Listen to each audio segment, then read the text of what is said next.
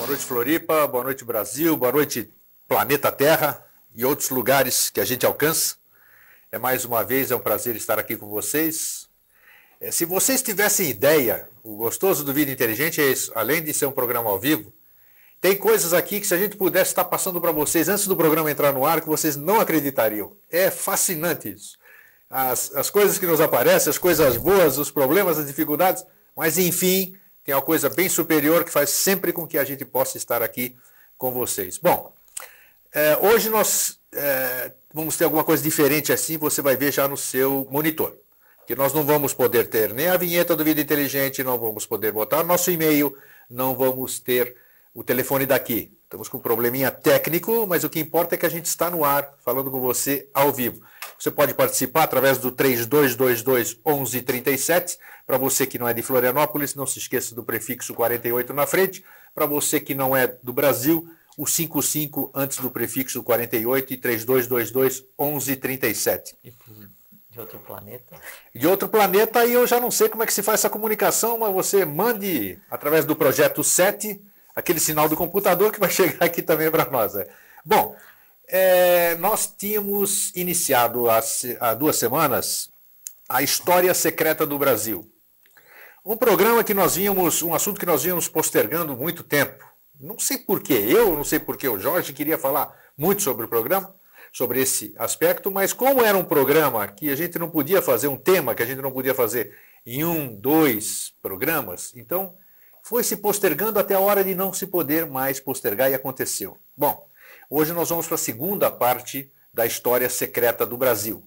Nós chegamos, eu acho que até no primeiro programa, até o ano 2000 a.C. É que a coisa se estende tanto que a gente vai no ritmo que tem que ir. Bom, antes de mais nada, boa noite, Jorge, senão ele não vai falar hoje no programa. Estou falando demais. Tudo bom, Jorge? Tudo bem, boa noite. Tudo bem, eu gosto... Essa parte aí é importantíssima. Não, com certeza. Isso aí é o start do... É o start. Eu gosto, primeiro de revê-lo, né? Você é um fraterno irmão, eu sinto assim... Me sinto bem quando a gente está junto, parece que a gente potencializa alguma coisa, que eu não sei o que é, mas não me interessa. O importante é que eu me sinto bem, todo mundo se sente bem, que fala também. E ver esse brilhozinho dos teus olhos aí, que é um negócio que não é nada de amor. A turma vai pensar, esse grego está ficando mudado. Não é nada disso. Não, é amor fraternal. É uma coisa bonita de você ver quando a pessoa está com a aura boa, aquela expressão de felicidade, expressão de boa energia. Isso é muito gostoso a gente sentir nas pessoas. E aqui nessa comemoração, e hoje nós estamos com o maior público que o programa Vida Inteligente teve ao vivo aqui, né? Nós estamos aqui, o estúdio está... Fora o invisível. Fora o invisível, claro. O invisível, se tiver algum clarividente em casa, depois relate para a gente. Mas aqui, no mundo físico, temos aqui, quantos? 2, 4, 6, 7 convidados. Um número até que... E não vai declinar o nome dos seres humanos? Não vou dizer o nome não, porque eu não tenho autorização para tal. Pode dizer. Vai, tá bom. Jorge... nós começamos aquela semana a falar sobre a vida e depois que eu fui pesquisar mais coisas, as pessoas que nos escreveram, que eu rebati os e-mails para você, os e-mails que você recebeu e não rebateu para mim, estou te entregando aqui no ar, sim, né? Você não repassou? Então, teve outra, falando sobre Pedro Álvares Cabral, isso é importante, esse intercâmbio com o telespectador, porque ele traz para a gente... Nós vamos chegar em Cabral no próximo programa. Exato, mas é importante porque as pessoas estão realmente indo pesquisar e não ficam só naquilo que a gente fala aqui. Essa é a nossa intenção. Esse é o nosso propósito, inclusive. Até eu, como já disse, acabou o programa, o que o Jorge fala aqui, esses nomes, né, que eu vi pela primeira vez, eu cabo isso aqui, vou lá para casa no computador e pesquiso tudo. Muita coisa eu não acho, porque não existe o que ele fala, muitas coisas, né? Mas... muitas coisas eu também acho, e aí você ri, né? Não é que não existe. Não, é que a terminologia não existe. Se nós estamos mostrando o que era hermético, é muito natural de que não exista o registro da coisa. Não, isso nós temos, a maioria das coisas nós estamos falando pela primeira vez aqui na TV. Isso é verdade. Então nós não estamos mentindo nesse aspecto. Pois bem, dito isso, essa apresentação quilométrica que eu fiz, então agora, Jorge... passo para você. Não, é que quando você começa a falar assim, esse preâmbulo é importante, porque daí o que vai ser falado, ele começa a se aproximar para te ouvir, né? Aí ele se aproximar, ele fica enfileirado e a gente começa a falar, né? Então é um processo interessante. Claro, tem que ser. Por isso que é engraçado, né? Então tá aí, a bola é sua. Prazer estar aqui. Todo nosso. Boa noite a todos, aos que nos têm acompanhado esse tempo inteiro. E a gente tem, assim, para chegar nesse momento de falar sobre o Brasil, que é uma coisa assim tão importante que tem a ver com todos os ritos secretos, com tudo o que a gente chama de mistério, tem a ver com a própria história da gênese humana, tem a ver com a própria manifestação da divindade, tudo isso, né? Então a gente consegue preparar o caminho para falar o que hoje acontece de real e chegar na questão do Brasil. Então, são momentos ímpares para a gente poder conversar isso compartilhando com vocês. Um grande abraço a todos que mandaram e-mails, né, e aos quais eu não consegui responder. Abraço também àqueles que mandaram e-mail que eu consegui responder. E abraço àqueles que eu disse que ia mandar abraço. Né? É muito bom estar aqui. Bom, a ideia é assim, nós falamos na semana retrasada sobre o movimento da questão humana até chegar aí próximo de 2000 a.C., né? E já desmanchando aquela ideia que o Brasil passou a existir em 1500, uma colocação assim, muito infantil da história, né? E a gente colocou, até lemos um trecho de um livro do Bernardo Azevedo da Silva Ramos, né?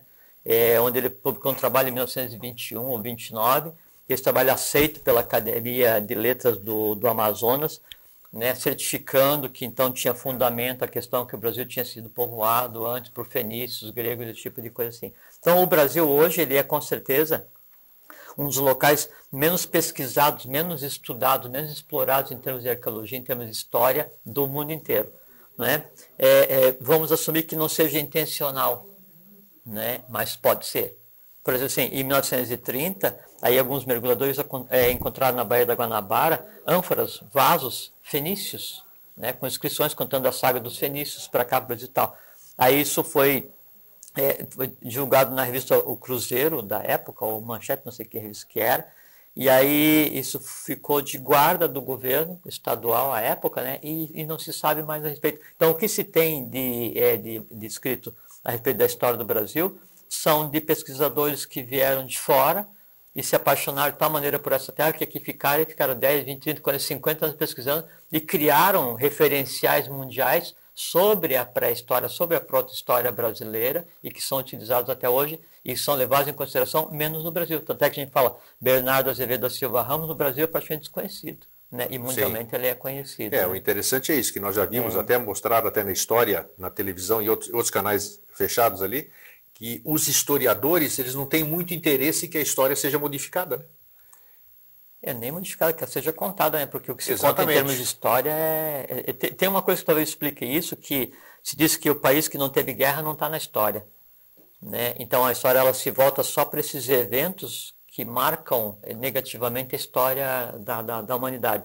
E o resto, que é o ir e vir humano, o ir e vir da interação da divindade com o ser humano, isso não é relatado, né? Ou se ele se restringe a escolas iniciáticas, né? Só que daí de agora de um tempo para cá, isso ele tem que vir à tona, né? E a gente tem percebido também que muita gente gosta, quando nós falamos, eu fui pesquisar depois muito também, quando nós falamos sobre a Pedra da Gávea, que nós já comentamos aqui, fizemos um programa especial sobre a Pedra da Gávea e falamos outras vezes também.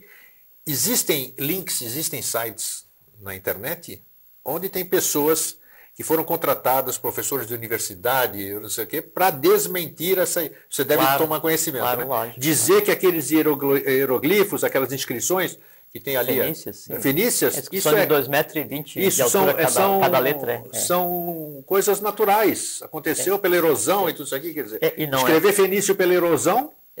Não sei como é que a erosão conseguiu fazer isso. Tá certo que o vento tem inteligência, né? Havaiu, né? Mas também nem tanta, né? Nem tanta. E ali a Pedra da Gávea é um sistema de templos, né? Que tem Pedra da Gávea, tem Pedra Bonita, tem Deus liga com Teresópolis, tem a ver com o que aconteceu no Brasil em 850 a.C., tem a ver com os fenícios. Então, isso é todo um contexto histórico. Acho que ainda nós vamos falar de novo, né? Dentro dessa... Nós não chegamos nisso ainda. Nós não chegamos ainda, perfeito. Nós estamos no 2000 aí. 2000 a.C. Bom, só vamos dar uma repassada para mostrar o seguinte. Então, hoje a gente sabe que o Brasil ele é o local onde foi feito o caldeamento racial. Então, o que tinha aqui assim? Aqui eu tinha o índio, que era o vermelho, que era o Atlante, Aí depois veio o branco, que era o ário, né, a quinta raça que veio da Europa para cá, da Península Ibérica, e depois então veio o negro, que era o lemuriano, da África para cá, misturou essas três raças mães, e depois todos os povos brasileiros têm representantes que vieram para cá. Então hoje o Brasil, ele é um povo ímpar porque ele representa o planeta, todos estão aqui misturados. Né? Só que não, convivendo bem. De uma maneira, sem distinção de raça, preparando o futuro, né? Então não podia ser de outra maneira. Mas isso não foi feito só agora, de 500 anos para cá, né? Isso sempre aconteceu no Brasil. Sempre, o Brasil, ele sempre foi foco do caldeamento de todas as raças, todos os povos que se desenvolveram nesse planeta, né? Em todos os tempos em que isso aconteceu. Depois do que você falou aqui lá, que eu já passei para frente, ninguém sabia disso aí. Qual é a prova que você tem? Não tem prova nenhuma. Aquela de solidificar, a primeira parte solidificada do planeta, ser o Planalto Central brasileiro. E tem nesse livro aqui... O Egito, os egípcios saírem do Brasil. É muito interessante, porque assim, então a Atlântida, ela era primeiro um conjunto de 7 ilhas, né? A Atlântida não era uma ilha. Vou dar uma repassadinha. A semana que vem nós vamos mostrar os mapas de novo. 10 minutos de repassada sobre a questão da Atlântida para a gente pegar e trazer da Atlântida até hoje. Né? Então, a Atlântida ela era um conjunto de 7 ilhas, e não é assim que era uma ilha só e existiam outros continentes. A Atlântida não era um continente, ela era um conjunto de 7 ilhas que abarcava o globo inteiro. Né? Sim. Aí, uma dessas ilhas, ela pegava então o que a gente conhece hoje como o Brasil, né? Daqui do Brasil inteiro, até a península do Yucatán, aí pegava um pedaço da Europa e pegava o norte da África, né? Só que nessa época, essa parte do norte da África que ele pegava, o Egito ainda não existia. Sim. Né? E aí nessa organização, essa organização que existia, aí então por volta de 4 milhões de anos atrás, então afundou o primeiro cataclismo Atlântico, né? Aí sobrou uma ilha continente, que é a Atlântida que se tem notícia, e aí nessa ilha continente então tinha 7 cidades-estado, cada cidade com a sua tônica, cada cidade é governada por um rei divino na verdadeira acepção da palavra, que eram seres lagartinos interagindo com a humanidade na superfície, 7 cidades ligadas a uma oitava, onde estava a própria divindade no aparelho Emanúsica, né? Muisca e Muízes, o nome da divindade nessa época. Aí então, o que acontece? Nessa época o Egito ainda não existia. Isso então, foi 4 milhões de anos, depois há 200 mil anos atrás acontece um cataclismo maior e sobra dessa ilha grande duas ilhas menores, que é Daitia e Rútia. Rútia, isso, exatamente. Aí depois de 75 mil anos sobra um pedaço de Daitia e depois sobra Poseidones, que é o que afundou em 9.654 a.C., que é o mito do dilúvio. Só que acontece o seguinte... na época em que a Atlântida já era Atlântida e tinha 7 cidades-estado, continentes organizados, né? E uma delas era no Brasil, que pegava do Mato Grosso até o Amazonas, o Egito ainda não tinha emergido. Quando afundam outra parte da Atlântida, o Egito sobe. Aí parte dessa cultura que então estava no apogeu aqui no Brasil, ela se desloca e inicia a civilização egípcia. Só que a coisa muito interessante, que no momento que daí então sai o povo Atlante para iniciar a civilização egípcia, mais tarde, quando se começa a se desenvolver a civilização ária, que a Atlântida ela teve os seguintes povos: os Romohal, depois Travatl, né? Depois Toltecas, depois Turânios, depois os Semitas, Acádios, Migradores e Mongóis, 7 sub-raças. E veio até os Mongóis só 7. Só que daí, quando estava na quinta raça-mãe Atlante, nos Semitas, então se desloca parte dessa raça semita, Atlante-semita, para a meseta do Pamir, no norte da Índia, para iniciar o que seria a quinta raça-mãe. Isso se dá há 850 mil anos. Então, veja, a Atlântida estava no seu apogeu, ainda não tinha havido os dois cataclismos de 200 mil anos atrás, de 75 mil anos, e já parte da raça Atlântida se desloca, né, para a meseta do Pamir, para dar início à quinta raça-mãe, que é a raça ária. Né? E aí então afunda a Atlântida, afunda novamente, aí sobra as duas, depois Poseidones, e parte desse povo atlântico que detinha conhecimento sacerdotal, ele se bandeia para o Egito, né? E daí então dá início à civilização egípcia, mas das terras brasileiras para o Egito. Então o brasileiro à época, que era o Atlante, né? O Atlante iniciado, o Atlante com alto poder de conhecimento tecnológico e autoconhecimento sacerdotal, eles é que originaram o povo egípcio, os vermelhos, né? E aí, então, esses dois movimentos, então, a parte da Atlântida sai e funda a raça semita, na meseta do Pamir, e depois, bem mais para frente, por 75 mil anos, inicia o que seria a civilização egípcia. Do Egito. Então, nesse livro que a gente citou da outra vez, do Ludwig Schenhagen, eu não sei pronunciar direito, mas o nome é complicado. Mas tem à disposição depois de quem quiser. Então, ele cita uma parte de uma pesquisa de um coronel que ficou 40 e poucos anos pesquisando aqui no Brasil. E então, ele disse que ele tinha até medo de publicar o que ele tinha descoberto, porque ele tinha provas, né, que o Egito tinha se originado a partir do povo que então habitava o que a gente conhece hoje como Brasil. Né, e que conhece hoje como Brasil, só que nas lendas o nome já era Brasil.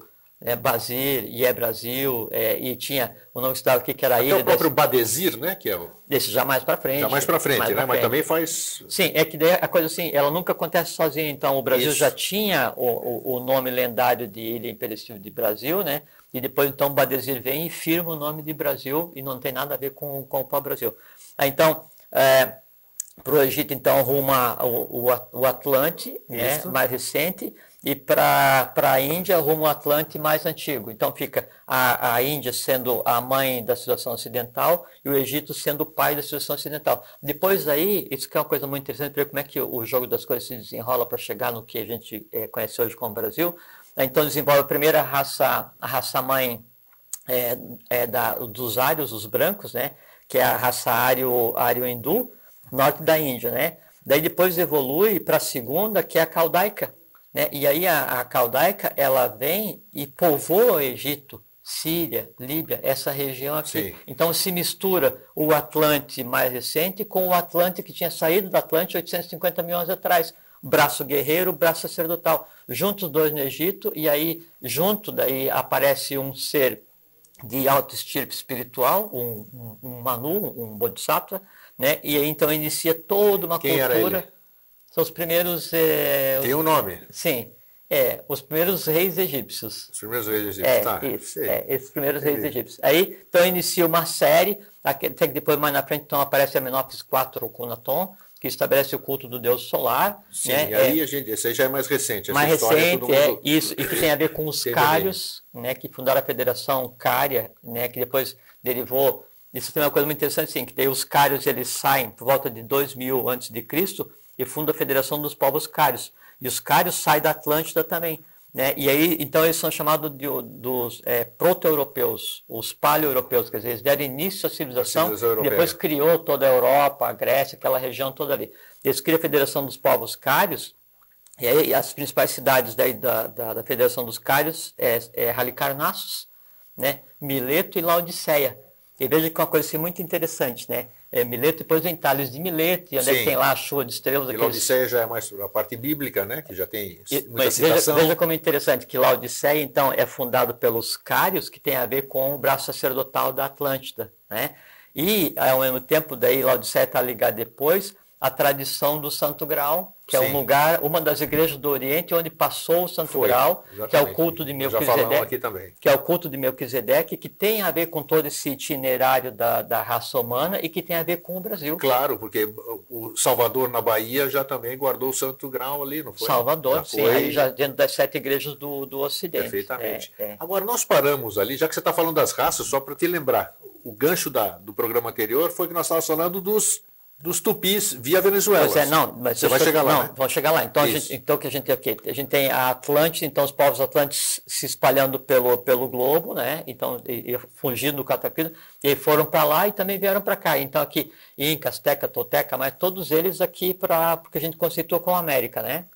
Então, enquanto a Europa estava se desenvolvendo, começando com a Federação dos Povos Cários, aqui eu já tinha o apogeu dos maias, dos incas, e governados pela própria divindade, como a gente tem aqui os incas no Peru, com Manco Cápac e Mama Oclo, né? Uma parelha manúsica. Tá. E depois é muito interessante que daí de Manco Cápac e Mama Oclo inicia um processo que vai demandar para a semente Inca Tupi.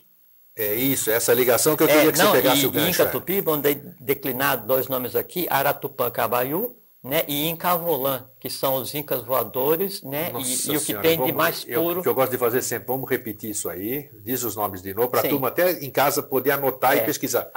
Sempre sim, sempre tem um cabaiú junto com uma gará, então sempre é o aspecto masculino e feminino. Então, Cabaiú e gará, que sempre Cabaiú e gará. É o aspecto feminino e masculino representa um, né? Então veio Aratupã, Cabaiú e Incavolã. Incavolã são os incas ditos voadores, os incas diferentes, né? Que eles foram trazidos pelo filho de Manco Capac e Mama Oclo, que é o Sumé. É engraçado que a figura de Sumé, ele é respeitado e conhecido em toda a América do Sul e faz parte da lenda de todas as raças indígenas que estavam aqui. Aí ele desce pelo Peru, né? Entra pelo Rio Grande do Sul, entra Brasil adentro, Inca e Tupi. Essa ligação que eu estou achando interessante. E eu já vou falar como é que o Tupi chega aqui no Brasil. Perfeitamente.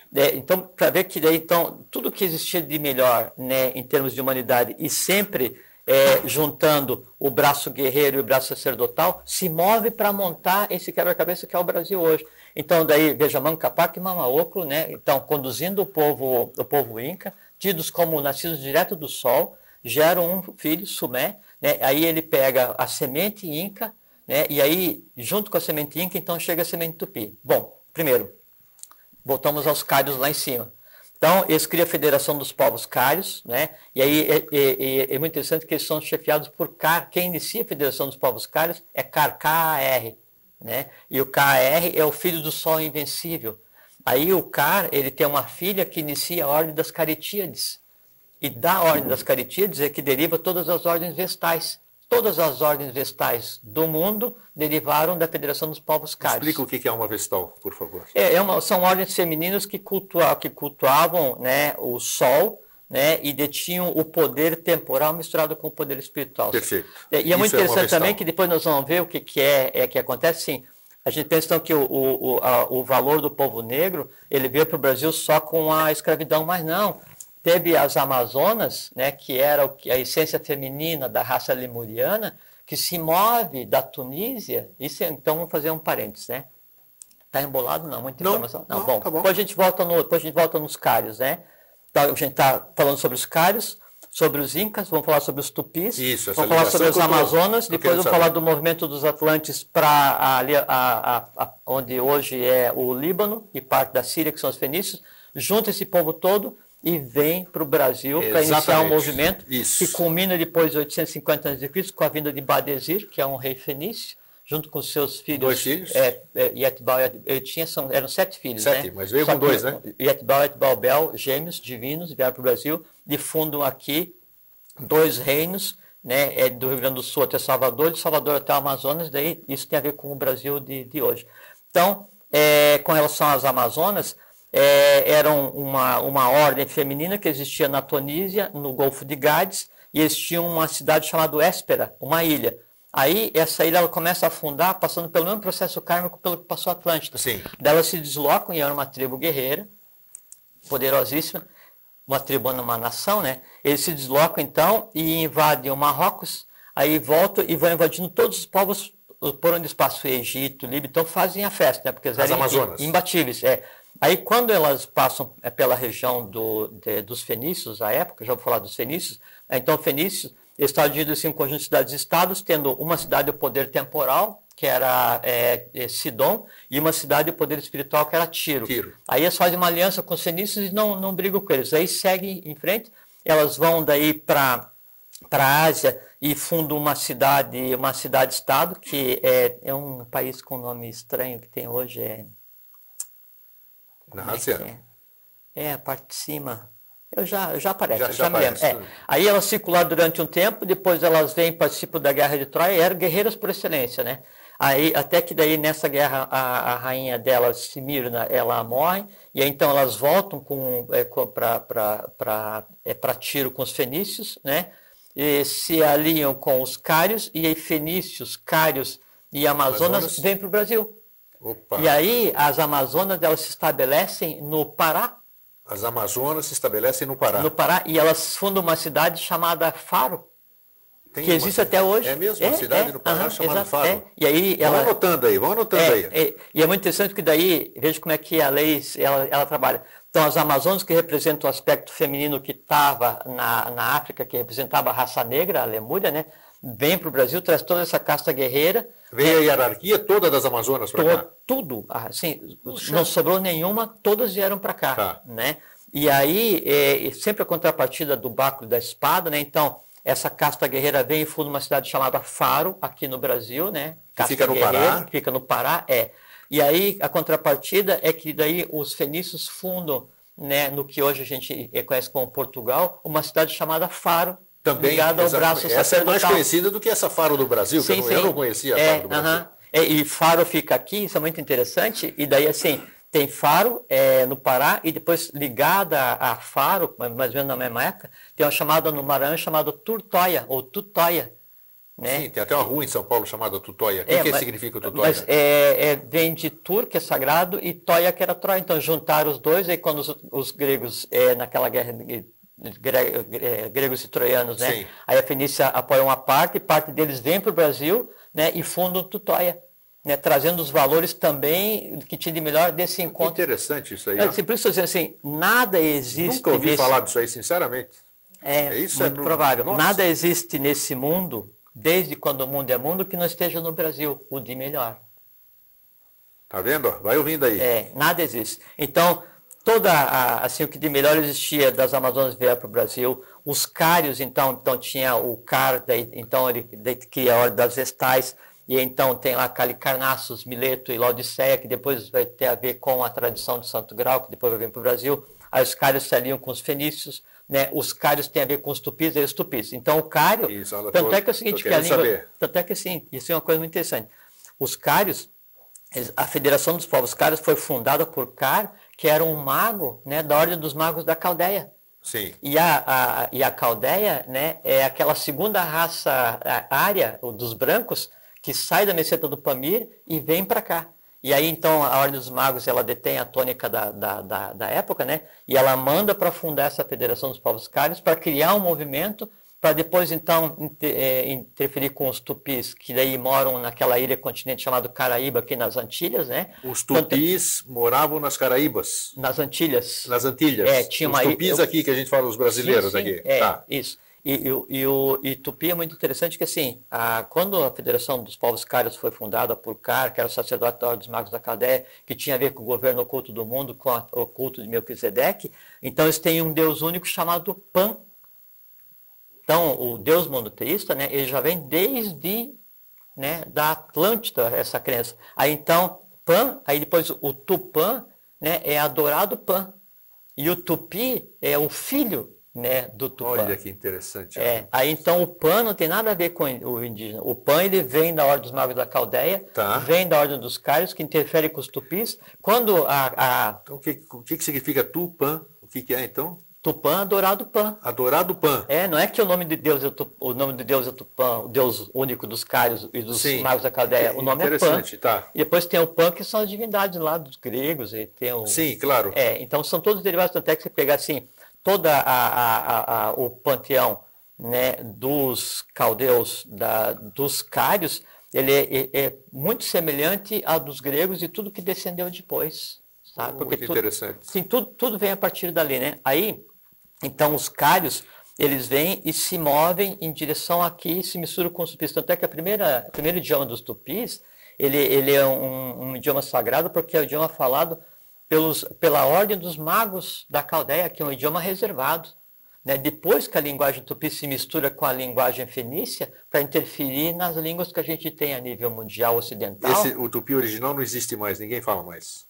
Não, alguns ainda falam. Tá. Sim, mas não esse misturar. Mas era necessário fazer essa mistura porque é o seguinte, assim como os povos se misturam para dar a tônica seguinte, né, os idiomas se misturam para daí dar a tônica seguinte, porque quando existe um idioma, o que precede a verbalização desse idioma é o gênio da língua, existe um gênio da língua brasileira. Sobre exatamente. Isso, superficialmente.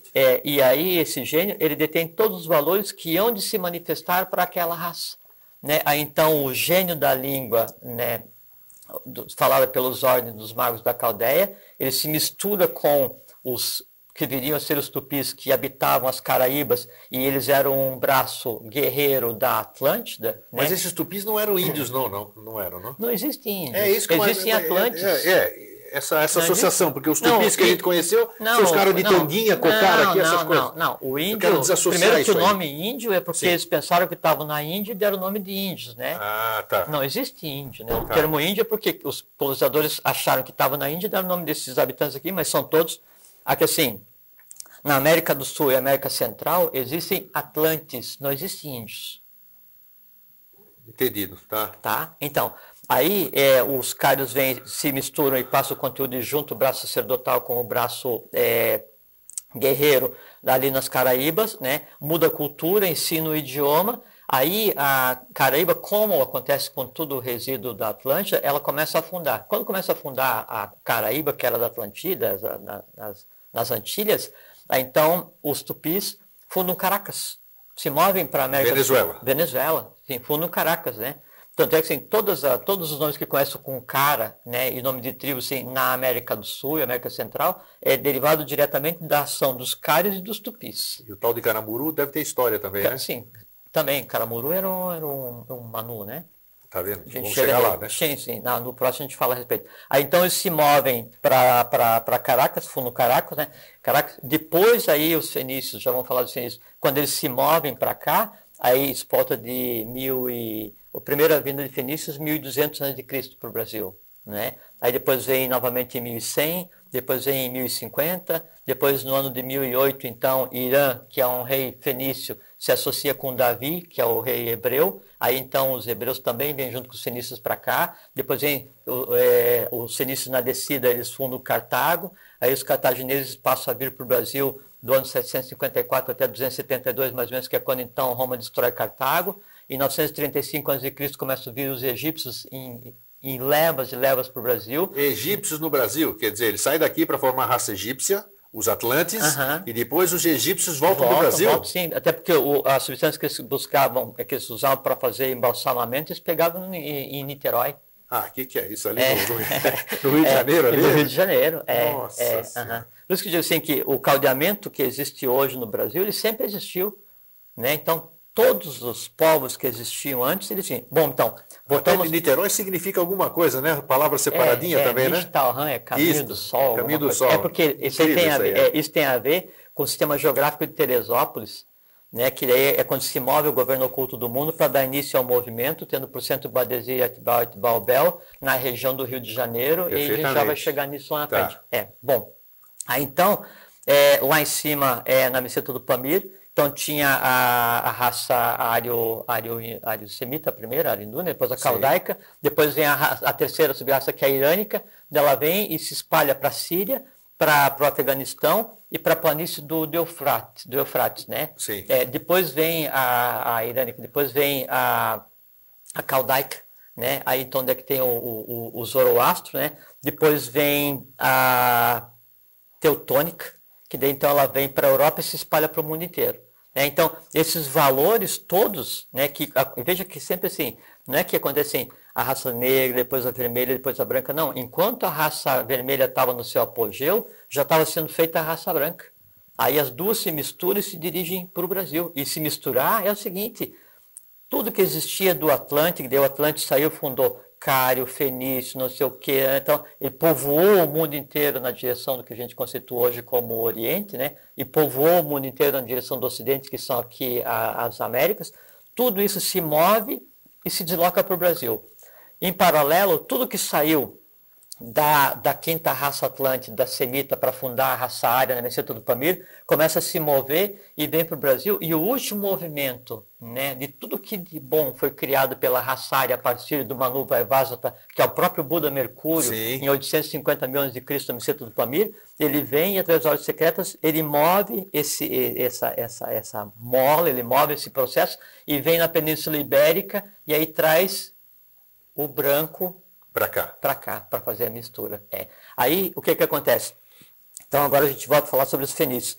Aí, os fenícios, eles são atlantes, né? Em essência, eles saem e fundam um reino, assim, o que seria, o que a gente chama de dinastia tíria, que tem por centro Tiro, né?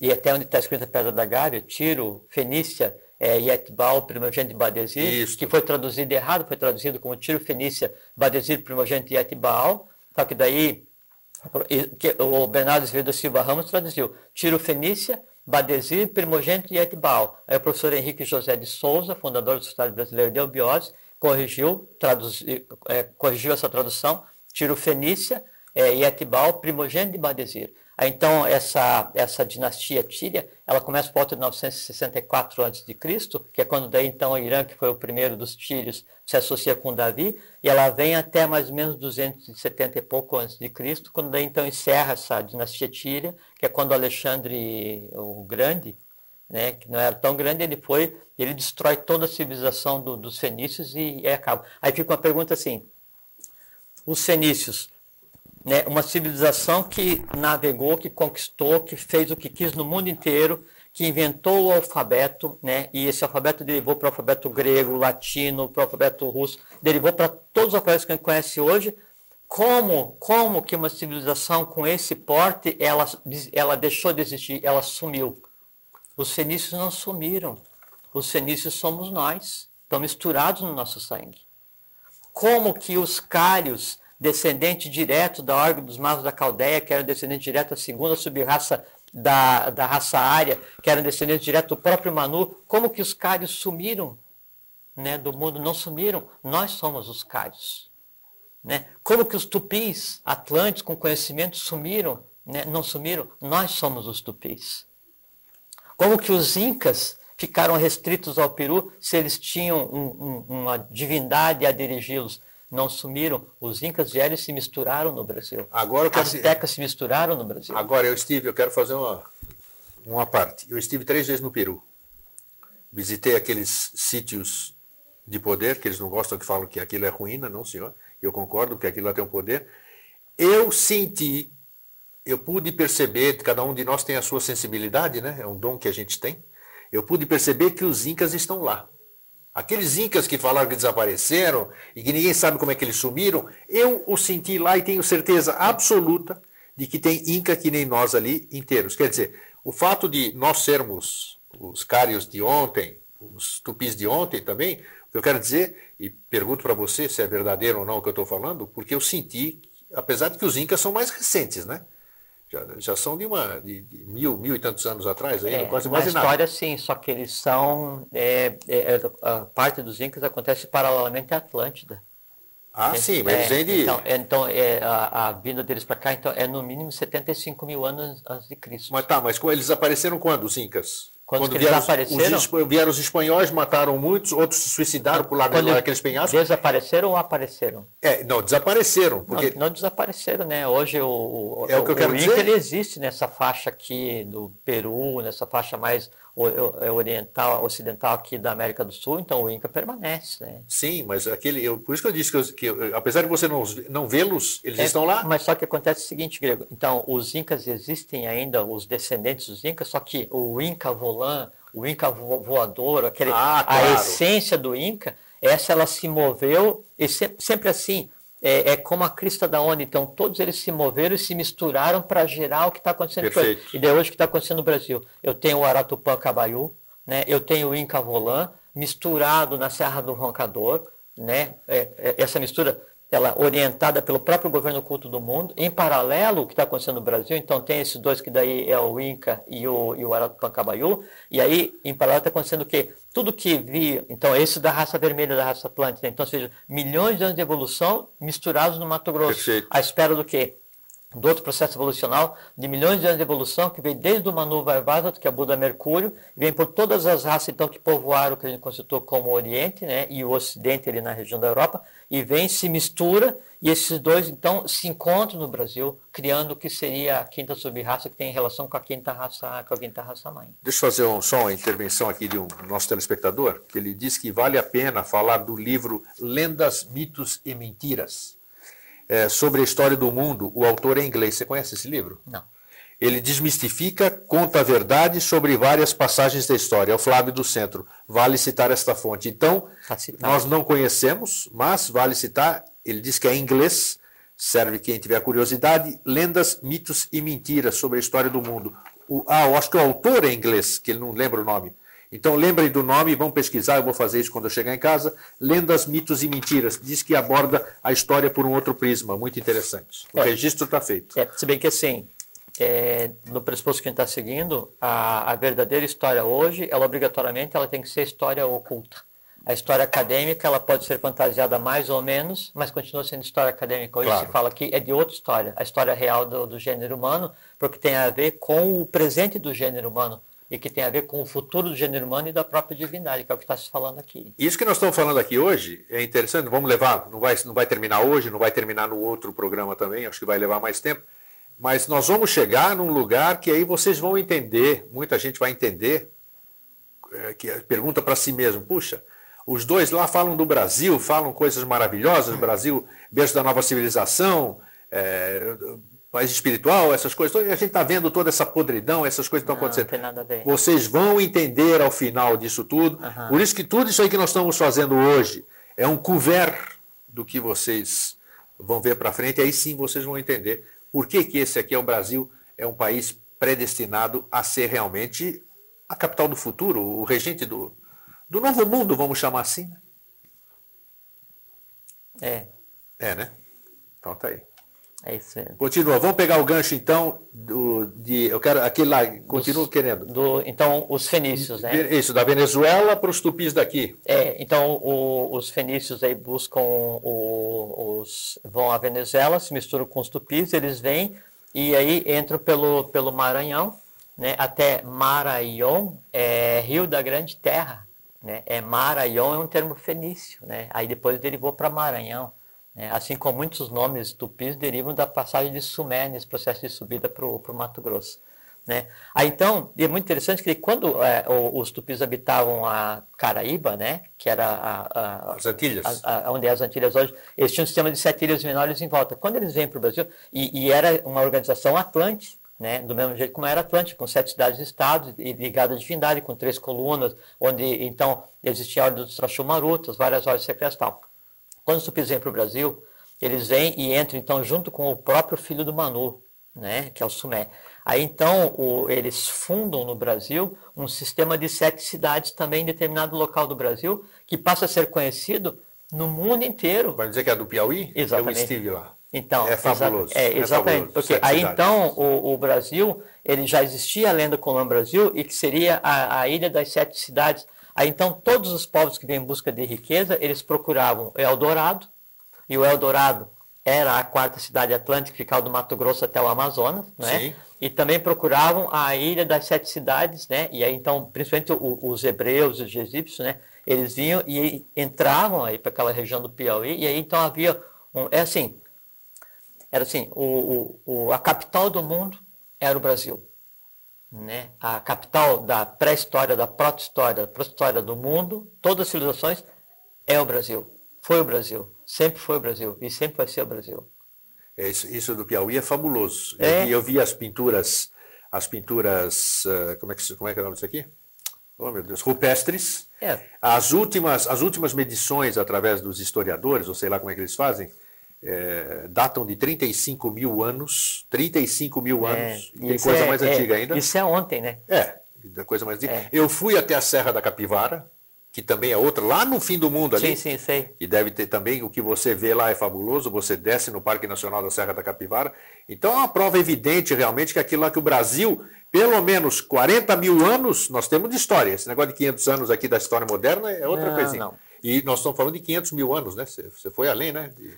O Brasil. O movimento para criar isso que a gente está vivendo hoje no Brasil, ele começa no apogeu da civilização Atlante, né, que aconteceu coisa para 4 milhões de anos atrás.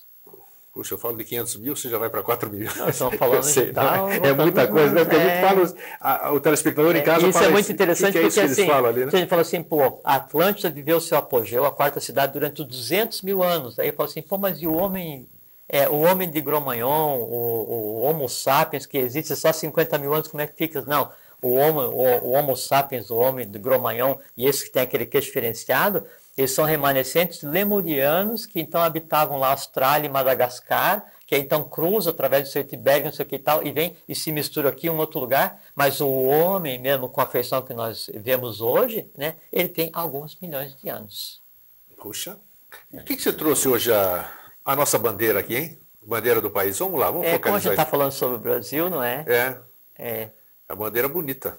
Então, eu trouxe isso para comentar, o seguinte, as cores que estão na bandeira do Brasil, né, elas também eram ligadas ao panteão da Ordem dos Magos da Caldeia, né, e as ordens secretas que existiram no Brasil ligadas a Tupis, Tzentals, Aimorés, e toda a tônica dessa sequência do oculto, da divindade trabalhando em função da humanidade, ela era baseada nessas cores que depois vieram a ser a bandeira do Brasil. Então tudo tem sua razão de ser, né? Tudo tem sua razão de ser. É que a gente que não entende o tabuleiro porque a gente está com o nariz grudado e pensa que entende xadrez, né? Fica muito pertinho, não entende. Bom, vamos lá. Aí então, nós falamos sobre a vinda dos cários para cá. Sim. Né? Ele depois falou sobre a questão das Amazonas que trouxeram a tônica do aspecto feminino da Lemúria para cá. Falamos sobre os fenícios, então os fenícios egípcios voltando para cá. Os egípcios. O quebra-cabeça está sendo montado. Sim, vamos chegar lá. Todos eles estão vindo para cá, né? Aí faltava o seguinte, um evento que disparasse efetivamente aquele processo que está sendo... Bom, imagine o seguinte, em 850 a.C., Badesir cria o sistema geográfico dali da região do Rio de Janeiro, que a gente depois tem até uma imagem. Vai ficar para o próximo programa, a gente tem uma imagem mostra. Ali. Aí, 850 a.C., só que é o seguinte, o outro sistema geográfico que teria que acontecer também no Brasil, ligado a essa questão do governo oculto do mundo, em 10.000 a.C., quer dizer, antes ainda de afundar Poseidones, quando a Atlântida ainda estava no seu apogeu, então um grupo de seres se desloca para o Brasil, né, e começa a preparar o que viria a ser uma das cidades que faria parte de um sistema geográfico 10.000 anos à frente, para ver como que a lei trabalha e como que as peças se movem dentro de um conceito diferenciado do que a gente conceitua como realização. Tá. Isso aqui é isso que é o Brasil. Bom, aí então, toda essa mistura, essa miscigenação, esse caldeamento, ele está sendo feito no Brasil. E o Brasil é aquela coisa pujante, né? A terra própria, a ambiência própria, a divindade habitando, todos os povos se movendo, todas as castas guerreiras sacerdotais indo para cá, um novo idioma sendo plasmado, então Inca, Tupi, Azteca, Tolteca, vindo para cá, criando, consolidando aqui todos os valores da raça Atlante, ao mesmo tempo a raça ária se movimentando com todos os seus valores para vir para cá, e começa essa troca fenícia, egípcio, os hebreus estão todos trazendo os valores, conhecimento, e criam ordem secreta aqui, esse negócio e tal.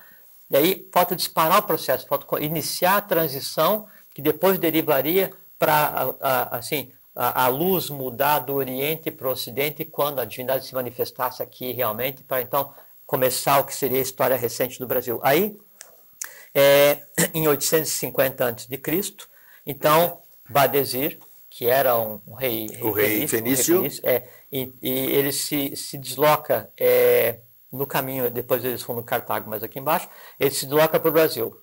Aí então vem um conjunto de navios, vem 222 pessoas, só que veja, ele vem em 850 a.C., mas os fenícios já têm vindo para o Brasil desde 1200 a.C. Sim. Então, preparando a própria vinda da tônica do fenício, que era a tônica sacerdotal atlante. Não é?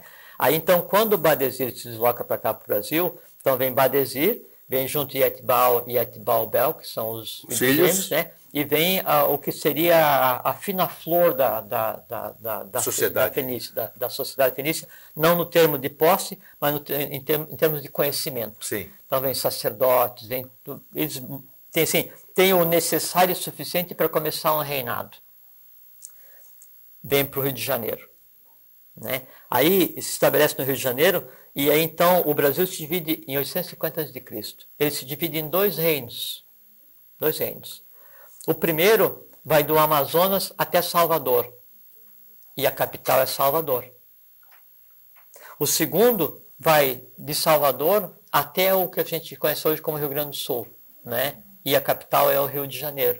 Poder temporal, poder espiritual. Espiritual, Rio de Janeiro, temporal, Salvador. Depois, quando o Brasil é descoberto, por coincidência, Rio e Salvador passam a ser capitais do Brasil também. Sim. E veja a coincidência. Rio e Salvador passam a ser capitais do Brasil. Só que acontece o seguinte, antes Sumé tinha se movido com a semente Inca Tupi, Inca Volã, Aratupã, Cavaiú para cá, e se move, entra pelo Rio Grande do Sul e vai se colocar em toda essa região ali do Mato Grosso, Planalto Central. Terceira capital do Brasil. Brasília. Brasília. Entende? Então, tudo é planejado, tanto é que Juscelino Kubitschek, ciente de alguns processos, com ligação com a Ordem do Santo Grau, fez o que tinha que fazer. E não foi por acaso. Dom Bosco também, né, que teve a sua visão e todas essas coisas que a gente sabe bem. No próximo a gente vai falar desses que trabalharam desde a Ordem de Maris, né, até as que trabalharam para que isso acontecesse. Tá. Bom, então em 850 ele funda um reino aqui no Brasil, né, dividido em duas partes. E aí a parte de cima é governada por Badesir e a parte do reinado de baixo é governado por Yetibau e Etbalbel, os primogênitos, a parelha manúsica, os filhos de Badesir. E aí começa a se desenrolar um processo de exteriorização de todo esse trabalho que foi feito durante centenas e centenas e centenas de milhares de anos para preparar o Brasil. Aí então se cria o que se constitui como sistema geográfico. Então, tendo por foco a região de Niterói, ele vai criar um entorno de 7 cidades para que cada uma tenha a tônica que tinha a Atlântida, para que cada uma represente uma cidade atlântica e, por decorrência, represente a tônica da Agartha e a tônica de cada uma das 7 cidades da Agartha, e então se misture o que está embaixo com o que está em cima, para que o Brasil já de cara então alcance o seu lugar aí com relação à condução do gênero humano. Só que acontece o seguinte, sempre quando a lei se manifestava no passado, né, acontecia uma força contrária para tentar impedir que isso fosse levado a efeito. Sempre aconteceu isso. Isso foi a causa do fundamento da Atlântida, foi a causa do fundamento da Lemúria, foi a causa da queda de outras civilizações que estiveram envolvidas nessa questão da gênese, da divindade entre a humanidade. Aí, essa força contrária à evolução, que na verdade se viu depois que era uma força que tinha por função aprestar o desenvolvimento do gênero humano, ela faz com que em determinado momento, no Rio de Janeiro, o Yetibau e Etbalbel, a parelha manúsica, seja sacrificada. Então, o barco onde eles estavam afunda na Baía da Guanabara, se interrompe o processo daí, então, de esterilização dessa divindade no Brasil, e aí tem que ser tomado um outro atalho. Bom, nesse período, então, em que existe a vinda dos fenícios, até quando acontece isso, o Brasil é o olho do mundo, né? E aí, então, é que se criou. E vejo que daí nessa época, então existia a Federação dos Povos Tupis, os cários presentes no Brasil, os egípcios presentes no Brasil, os hebreus afinados com os fenícios para também transitar pelo Brasil, todos cartagineses, todos os povos representados aqui com uma tônica. Qual era a tônica? A tônica sacerdotal e a tônica guerreira, conduzida por quem? Nada mais, nada menos, ninguém mais, ninguém menos que o próprio Badesir e Yetibau e Etbalbel. E Badesir ligado com o planetário, ligado com o regente desse ciclo, que é quem estava coordenando os processos desde a época da Atlântida. Sim. E aí então se cria aqui, temos 10 minutos. Temos. Mas falamos bastante, Nossa, né? Você falou, eu fiquei quietinho. Não, falamos, Então, se cria aqui um sistema, né, uma civilização altamente especializada, e aí onde tem hoje Pedra da Gávea, Pedra Bonita, então, e tudo que existe de subterrâneo, né, no Roncador, no Rio de Janeiro, na Bahia, preparando para o que depois viria a ser, o quê? O juntar a outra haste, né? Porque assim, então veio aqui uma haste do que seria a raça Atlante, vem aqui uma outra, o que seria a haste da raça ária, se juntam os dois e dá no Brasil, que se chama de missão Y. Tá. Isso, então, tudo está sendo preparado para isso.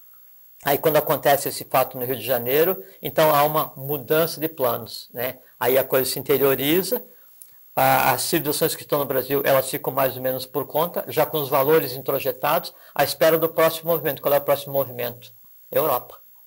Nessa época, em 850 a.C., então, várias ordens já estão se movendo, tanto é que, por exemplo, em 2000 a.C., a própria Ordem dos Magos da Caldeia se move para iniciar a Federação dos Povos Cários para vir para o Brasil. Só que, para você ter uma ideia, assim, em termos de cronologia dessa questão das ordens que estavam agindo para atuar no Brasil, então, quando o Jeshua Ben Pandira, o Jesus Cristo da Igreja Católica, quando ele vem, existia uma ordem que ia dar suporte à vinda dele, né, que era a ordem dos Nazar.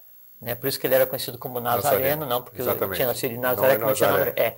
Então, desde quando iniciou o processo de preparação do gênero humano para o que viria a ser no futuro, então nós temos 33 ordens nesse ciclo, né? A primeira, que era da própria Atlântida, quando a divindade coexistia com o gênero humano, nas 7 cidades, então era a ordem dos Trashumarutas, que é chamada maçonaria dos Trashumarutas, que de onde deriva fragmentos dela porque a gente constitui hoje como ordem maçônica, né? Mas então, só para você ter uma ideia em termos de cronologia, o que aconteceu no ano 0 da nossa época foi coordenado pela 18ª ordem desse ciclo. 18ª ordem. Nós estamos na 32ª agora, né? Nós estamos na 32ª, que é a ordem do Ararat, que o símbolo é um ozinho com um azinho cortado. Então, a 18ª foi a ordem dos Nazar, né? Antes dessa ordem dos Nazar, então, teve a ordem dos Aimorés, dos Tizentas, dos Quixus, todas essas ordens regendo, né, essa grande orquestra mundial, porque assim, existe sempre uma ordem mãe, que ela rege o que acontece esotérico ocultamente em todas as outras ordens do mundo, e todas elas se reportam a uma, né? Todas essas, né, nesse período, a partir do Brasil. Que coisa, isso tudo você pode conferir. Se pegar essas ordens e verificar na internet, você vai ver que elas existem e conta toda essa história. Sim. Isso é importante para você acompanhar, exatamente. Alguns nomes talvez não encontre, mas outros sim, né? Mas depois sim, que todo mundo pensa assim, fala em ordem secreta, pensa em maçonaria, pensa em ordem de Maria, não. A maçonaria é recente, a maçonaria é a 30ª ordem, nesse ciclo de 33, ela agiu durante determinado período, teve a ver também com a questão do Brasil, e aí deixou de existir. A ordem de Maria é muito importante, ela, quando foi fundada a Ordem dos Templários, em 1095, em Jerusalém, quem precede a fundação da Ordem dos Templários é um enviado da Ordem de Maris. A Ordem de Maris tem a ver diretamente com o governo culto do mundo, com a fundação de Portugal, com várias ordens que se moveram durante muito tempo na Europa inteira, a Ordem dos Magos da Caldeia, dos Cavaleiros de Beelbodi, Ordem dos Irmãos Africanos, todas elas se reportam a Maris, que depois tem a ver com o Brasil. E até um dia, mais para frente, deixa a gente acabar a história do Brasil, acho que é um bom tema para a gente esclarecer também. Ordem secreta através da história. Com certeza. Tem muita fantasia sobre esse governo oculto, essas coisas todas. Vamos esclarecer, prometemos para você um tema. E hoje em dia tem muita ordem discreta que pensa que é secreta. Mas perfeitamente. Não discreta. E o que é esse governo oculto? Nós vamos mostrar para você mais para frente. Que antes era oculto, agora a gente pode falar a respeito. Jorge, se a gente continuar aqui, nós vamos entrar no assunto da outra. Nós podemos eu quero que você dê como a gente encerrando uma finalizada aqui encerrando aqui, preparando assim, o próximo.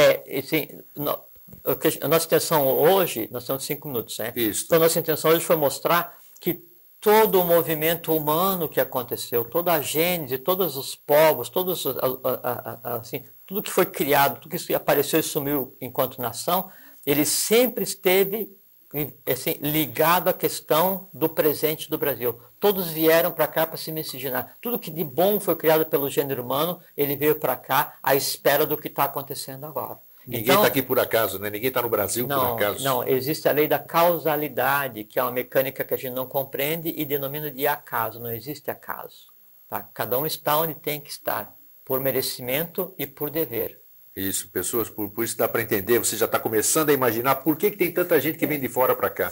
E é muito interessante, assim, que se a gente conseguisse já uma grande coisa nessa nossa relação aqui fraternal, onde a gente troca informações, é para vocês verem que é o seguinte, o Brasil não é isso que se diz, de ser um país ruim, onde tudo dá errado, onde as pessoas que vieram para cá eram prisioneiros, a bandidagem, assim, pegar assim, a escória humana e jogaram num país que é só mato, não. Esse país aqui, ele foi entalhado em ouro puro. Ele é assentado sobre o que de mais divino existe. O que de melhor existe no gênero humano está nesse país à espera do povo que viria habitar, que somos nós. Tudo foi feito para que nós tivéssemos direito de habitar aqui e nós somos gerados, engendrados, plasmados, criados, feitos para estar aqui agora. Sem nós aqui agora, a coisa não aconteceria, porque hoje a divindade depende da nossa consciência, e a primeira consciência que a gente tem que ter é quem nós somos e o solo onde nós pisamos, a nação a qual nós compomos. O Brasil não é um país, o Brasil é uma nação planetária, sempre foi, é e sempre vai ser. A gente tendo essa noção, já está mais do que suficiente.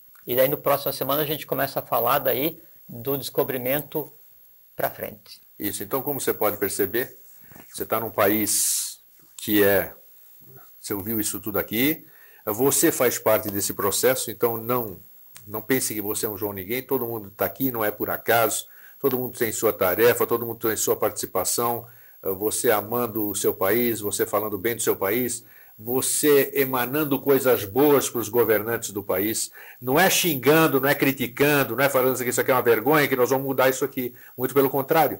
A única coisa que pode transmutar realmente alguma coisa é a vibração fraterna, a vibração de amor. Imaginem vocês como é que o nosso presidente pode gerir 200 milhões de seres se esses seres mandam energias negativas para ele. Ele precisa de sobriedade, ele precisa de carinho, ele precisa de amor. Mesmo que você não sinta isso, emane isso, não custa nada. Você não vai estar lá, ninguém vai estar vendo você. Em vez de se xingar ele, ore por ele, ore pelos nossos dirigentes, pelos nossos políticos, porque é assim que nós vamos fazer a nossa parte e plantar o país que a gente sonha. Se nós não estivermos aqui, pelo menos aqueles que nós deixarmos aqui, os nossos filhos, os nossos netos, vão usufruir daquilo que a gente está fazendo hoje, todo esse carinho que a gente tem pelo país, por vocês e por nós mesmos, porque nós estamos aqui para a gente se melhorar e fazemos isso com o maior prazer. Jorge.